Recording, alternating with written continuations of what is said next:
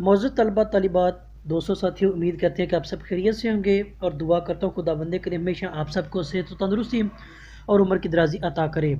تو جیسا کہ آپ لوگوں ایک سلسلہ وہ سوالات کی صورت میں وہ پہنچ رہا ہے، تو آج ہم علامہ اقبال کی جو بال جبریل میں درج شدہ نظم ساقی نامہ ہے اس کا چوتھا اور پانچواں بند، چھٹا اور آخری یعنی ساتواں بند، ان کا مجموعی طور پہ مختصر طور پہ آج جائزہ لیں گے اور دیکھیں گے کہ شاعر کا بنیادی نقطہ نظر، اس کا فلسفہ خودی وہ کیا ہے اور کس طرح وہ انسان اس حیات کے راز کو جاننے کی پہچاننے کی وہ کوشش بھی کرواتا ہے۔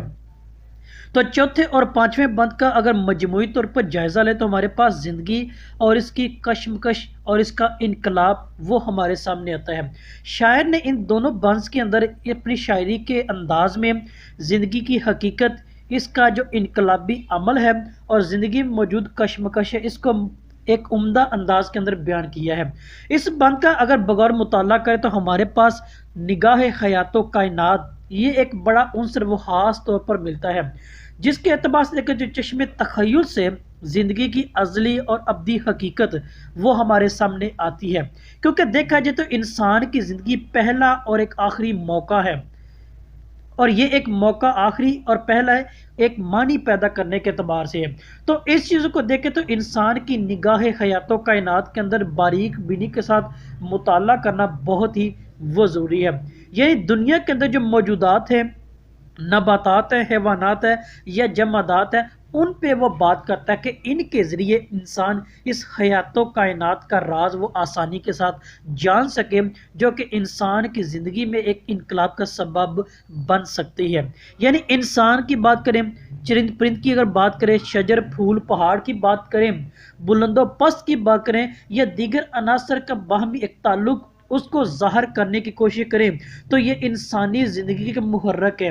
انسان کی زندگی کا تسلسل اور استحکام اور نشو و نما ان کے ذریعے پایا تکمیل تک وہ پہنچتی ہے۔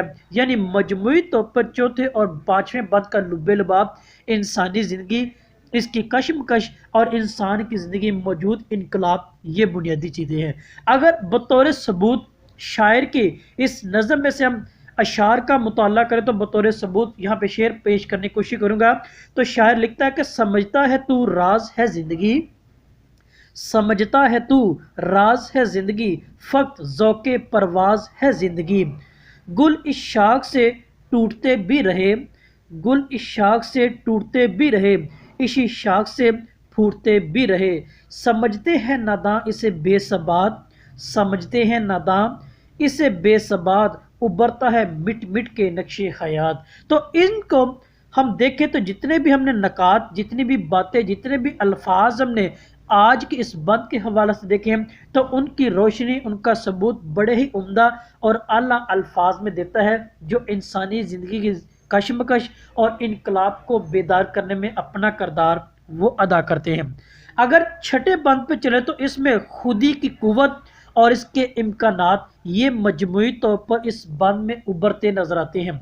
یعنی اس بند کا مطالعہ کریں تو شاعر کے نقطہ نظر کے مطابق زندگی کا درس، تلاطم خیز موجوں کا اثر، کنارے تک رسائی، خودی کی آگاہی، خودی کا شعور اور اس کی حقیقت یہ بڑے ہی عمدہ الفاظ کے اندر ملتی ہے، جو کہ انسان اور اس حیات کائنات اور راز ایک عمدہ انداز میں وہ سامنے آتے ہیں۔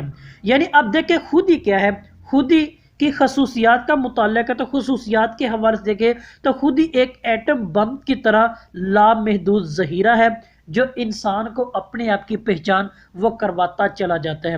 خودی کیا ہے، ایک ازلی اور ابدی حقیقت اور راز ہے، جس سے پردہ فاش ہوتے ہی انسان بلندیوں تک پہنچ جاتا ہے۔ زندگی کی ہر شے کا جلوہ خودی کے ذریعے ممکن ہے، کیونکہ اس کے ذریعے ہی انسان خدا تک رسائی، خدا کو جاننے اور پہچاننے کا وہ جلوہ وہ رونما ہوتا ہے۔ خودی کا مرکز انسانی دل ہے، جسے آپ ضمیر کہہ سکتے ہیں۔ یعنی یہ موج نفس کیا ہے، خودی کیا ہے، خودی کا راز، خودی کا جلوہ، یہ ساری چیزیں کہ ہیں ہمیں عمدہ الفاظ میں شاعر اپنے قلم کے ذریعے وہ بتاتے ہیں۔ اب دیکھیں تو شاعر کے قلم کے ذریعے بیان چیز ہوتی ہے کہ یہ موج نفس کیا ہے، تلوار ہے، یہ موج نفس کیا ہے؟ تلوار ہے۔ خودی کیا ہے؟ تلوار کی دھار ہے۔ خودی کیا ہے؟ راز درون خیات ہے۔ خودی کیا ہے؟ بیداری کائنات ہے۔ خودی جلوہ بدمست حلوت و پست ہے۔ سمندر ہے ایک بوند پانی میں بند ہے۔ اندھیرے اجالے میں ہے تابناک، اندھیرے اجالے میں ہے تابناک، منو تو میں پیدا منو تو سے پاک۔ یعنی یہ وہ چیزیں ہیں، یہ وہ بنیادی عناصر ہیں، یا یہ وہ ایک راستہ جو شاعر کے نقطۂ نظر کے مطابق اس کی قلم کے ذریعے صفحہ کرتاز پر مجسم ہوا، اور جس نے میری اور آپ کی حقیقت کو کیا ہے واضح کرنے میں اپنا کردار ادا کیا ہے۔ اگر آخری بند یعنی 7ویں بند پر مطالعہ کریں، اس کو غور سے دیکھیں تو اس میں پرورش خودی کی تلقین ملتی ہے، یعنی ہم نے خودی کو کس طرح پرورش میں لا کر اپنی کامیاب اور اپنی اصل منزل کا تعین وہ کرنا ہے۔ یعنی خودی کی اس میں عظمت، اس کی اہمیت کو بیان کیا گیا ہے، اس کی پرورش کی تلقین کرتے ہیں اقبال، اور اسی کو مجموعی طور پر انسانی زندگی کی ریڑھ کی ہڈی وہ قرار دیتے ہیں۔ اسی کے ذریعے انسان کے وہ غیرت خودداری وہ سیکھتا ہے، اسی کے ذریعے انسان کے اندر وہ بنیادی غیرت کا مادہ وہ بیدار ہوتا ہے۔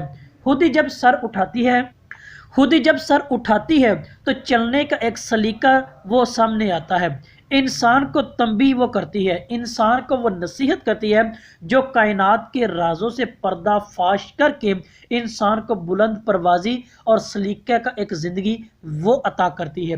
تو اسی اعتبار سے ہم شاعر کے اشعار جو اس نے صفحہ کرتاز پر مجسم کر کے ہماری ایک رہبری کا ذریعہ بھی بنایا ہے، ہم ان کو بھی وہ دیکھتے ہیں۔ تو شاعر کہتا ہے کہ وہی سجدہ ہے لائق اہتمام، وہی سجدہ ہے لائق اہتمام کہ ہو جس سے ہر سجدہ تجھ پر حرام، تیری آگ اس خاکداں سے نہیں، تیری آگ اس خاکداں سے نہیں، جہاں تجھ سے ہے تو جہاں سے نہیں۔ تو ان اشعار میں دیکھیں، ان الفاظ پر غور کریں تو یہ طلسماتی جادو جو خودی کو پروان چڑھانے میں، ایک تلقین کرنے میں اپنا کردار وہ ادا کرتا ہے، اور حقیقت سے پردہ چاک کر کے انسان کو اس کی منزل کا تعین کرتے معلوم ہوتے ہیں۔ مجموعی طور پر اس نظم کا مطالعہ کریں تو ہمیں ہر رنگ کے اندر، ہر روپ کے اندر مسلسل رہنمائی یا ایک درس وہ دیتی ہے جو براہ راست قدرت اور اس کے ساتھ جو رابطہ قائم کرنے میں اپنا کردار وہ ادا کرتی ہے۔ موضوع طلبہ طالبات، آج ہم نے اس کے بارے میں جانا اور پہچانا ہے کہ شاعر نے ایک ایک بند کے اندر کیا کیا چیز سمو دی ہے جو کہ کسی نہ کسی موتی، کسی نہ کسی روپ کے اندر میری اور آپ کی کامیابی کا سبب بھی ہے۔ یہاں تک کوئی سوال آپ کا ہو، کوئی پوائنٹ جو سمجھ نہ آئے ہو تو سوال کیجیے گا، اسے لائک و شیئر بھی ضرور کیجیے گا۔ آپ کا بہت شکریہ۔